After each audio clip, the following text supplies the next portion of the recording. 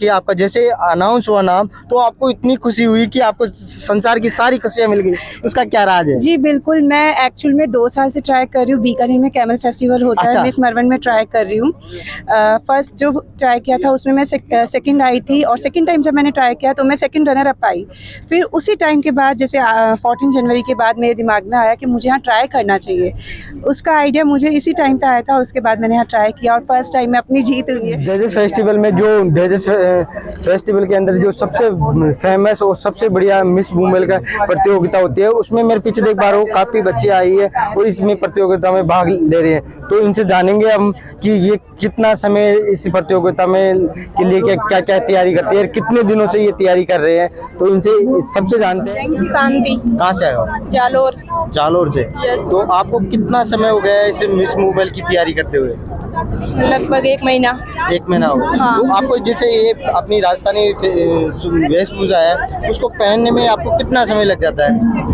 लगभग 2-3 घंटे तैयार होने में लग जाते हैं। 2-3 घंटे तैयार हो हाँ। जाते हैं। तो आपको क्या लगता है कि इस बार आप बनोगे? बनना तो कोई हम फिक्स नहीं बता सकते हैं, लेकिन हमने पार्टिसिपेट किया है, यही बहुत है हमारे लिए। तो इसमें आपके जो पोशाक है इसमें क्या क्या आप जो गहने पहनते हो, क्या क्या पहनते हो, उनके नाम बता सकते हो? बहुत कुछ पहनते हैं, आर्ट पहनते हैं, ठूसी पहनते हैं, मोनमाला पहनते हैं, रकड़ी पहनते हैं, शीशफुल पहनते हैं, मेरी पहनते हैं, हथफुल पहनते हैं, चूड़िया, बाजूबंद, पायल, बहुत कुछ है। तो दोस्तों आप देख रहे हो कि इनको जो पहनते ही नहीं, इनको इनके नाम भी अच्छी तरह पता है कि ये चीज हम लोग पहनते हैं। आप कहाँ से आए हो? मैं आरती बड़ोलिया जोधपुर से आई हूँ। जोधपुर। आपको फर्स्ट बार आए हो या पहले भी आप? नहीं, फर्स्ट बार ही लिया है पार्टिसिपेट मैंने तो। अच्छा, फर्स्ट बार लिया। हाँ। तो आपको कितना समय हो गया इसकी तैयारी करते हुए? मेरे को कम से कम 1-1.5 महीना हो गया लगभग। एक 1.5 महीना हो गया। हाँ। तो अभी आपने ये जो वेशभूषा पहनी है ये यहीं से पहनी है या जोधपुर से पहन के आ रहे हो आप? नहीं, ये सब मैं नहीं, जोधपुर से तो कौन पहन के आएगा, यहाँ पे आके रेडी हुआ है। यहाँ पे आके? गीतांजलि सैलून से, फैमिली सैलून है वो, उधर से रेडी हुआ है। अच्छा अच्छा। आपका सुना? टीना पुरोहित। ये कहाँ से हो आप? मैं यहीं से हूँ, जैसलमेर से। अच्छा, तो आप शायद सेकंड बार हो? नहीं, फर्स्ट टाइम। फर्स्ट बार है। तो आप को ये जो आप इसकी तैयारी करते हो तो ये आप किसी को पहले आप यहाँ पे आए हो, उनको देखा? हाँ, पहले एक बार ऑब्जर्व किया किसने क्या क्या पहना है, और जो पुराने जो जीते हैं उन सबको मैंने फॉलो किया कि उनकी क्या क्या ज्वेलरी है, मुमल की क्या क्या ज्वेलरी होती है, क्या क्या गेटअप होता है, उसकी क्या फेस एक्सप्रेशंस होते हैं, वो सब मैंने फॉलो किया। अच्छा, आप कहाँ से आए हो? मैं यहीं से हूँ, जैसलमेर से। तो आप भी इसी तरह इन्हीं के लोगों की तरह तैयारी कर रहे हो? जी। तो क्या लगता है आपको? अच्छा लग रहा है। पिछली बार आए, हमने सबको देखा कैसा तैयार होना है, क्या क्या वेयर करना पड़ता है। फर्स्ट बार हो आप? हाँ, भी? फर्स्ट बार। अच्छा, और आप? मैं हनुमानगढ़ जिले से आई हूँ। हनुमानगढ़ से।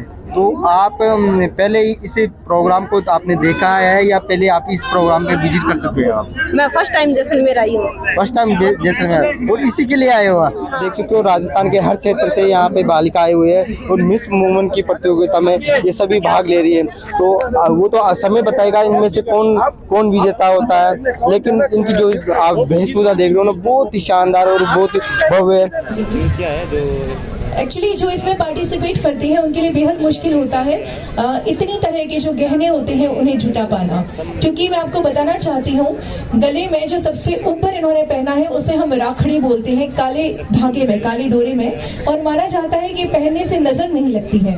तो एविल आई जो आपने आजकल सुना होगा ना, बुरी नजर, उससे बचाने के लिए पहना जाता है। और उसके बाद में जो दूसरा गहना है उसे ठुस्सी कहा जाता है। ये हमारे यहाँ की ट्रेडिशनल ज्वेलरी है। और जो लंबा सा आप हार देख रहे हैं इसे आड़ कहा जाता है। वहाँ खड़ी है, यहाँ से लोग आगे जा थोड़ा नीचे मॉडलिंग करना है और जो भी कुछ होता है। और इसी मोमेंट से मिलने के लिए महेंद्रा बहुत कोशिशें करके आता था। मोमल महेंद्रा की कहानी आप में से किसी प्रतिभागी को पता है?